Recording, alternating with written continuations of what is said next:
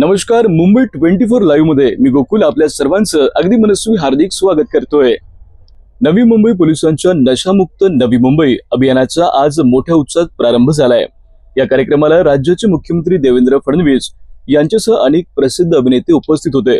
कार्यक्रमात फडणवीस यांनी अंमली पदार्थांविरोधात कठोर भूमिका घेतली आहे. त्यांनी सांगितलं की महाराष्ट्र आणि भारताला ड्रग्ज मुक्त करणं आपल्यासाठी अत्यावश्यक आहे.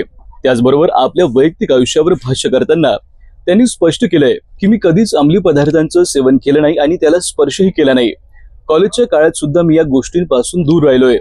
या अभियानातून नवी मुंबईत नशाविरोधी जनजागृती मोठ्या प्रमाणावर होण्याची अपेक्षा निर्माण झाली आहे.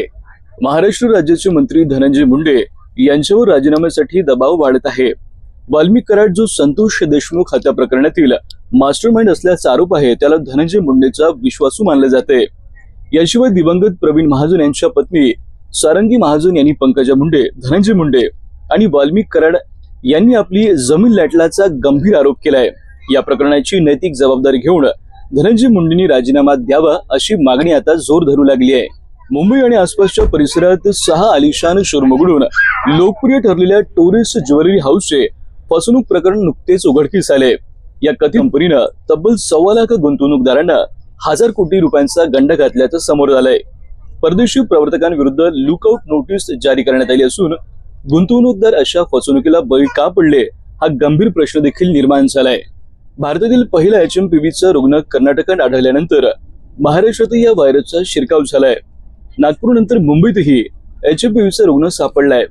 6 महिन्यांच्या चिमुकलीला हा व्हायरस झाला असून तिच्यावर आयसीयूत उपचार सुरू झाले आहेत. रेल्वे प्रवाशांसाठी आनंदाची बातमी. पुणे सोलापूर रेल्वे मार्गावर लवकरच गाड्या ताशी 130 किलोमीटर वेगाने धावतील. दौंड सोलापूर वाडी विभागातील 88 रेल्वे सेवा यापुढे अधिक वेगवान होणार आहे अशी माहिती मध्य रेल्वेने दिली आहे. राज्यात थंडीचा कडाका वाढत असतानाच भारतीय हवामान खात्यानं अवकाळी पावसाचा इशारा दिलाय. काही ठिकाणी किमान तापमानात घसरण झाल्यानं थंडी अधिक तीव्र झाली आहे तर काही भागात तापमान वाढले आहे. गारठा मात्र कायम आहे.